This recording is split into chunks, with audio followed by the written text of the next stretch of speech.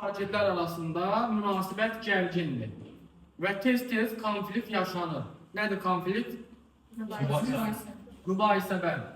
Müəllim şagirdləri sərt şəkildə tənbih etməklə sinifdə konfliktin qarşısını almağa, yaranmış vəziyyətin aradan qaldırılmasını təmin etməyə çalışır. Nəticədə öyrənmə prosesinin gedişatı ciddi şəkildə pozulur.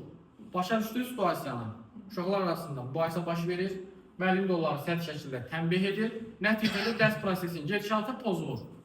Deyir, müəllimin bu addımı hansı pedaqoji yanaşmaya ziddir? Sizcə hansı cavab axtaracaqsınız? Nə axtaracaqsınız burada?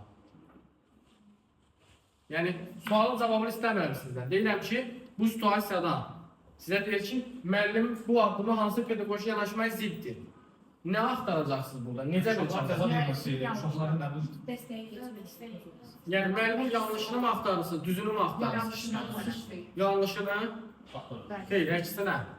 Yanlışı burada da onsuz da. Onun düzünü axtarırsınız siz. Gəlin. Onun düzünü axtarırsınız. Deyir, burada müəllim səhv eləyir, yəni. Bu addımı, müəllimin bu addımı hansı pedaqoji yanaşmaya ziddir? Siz artıq bu addımın əksini axtarırsınız.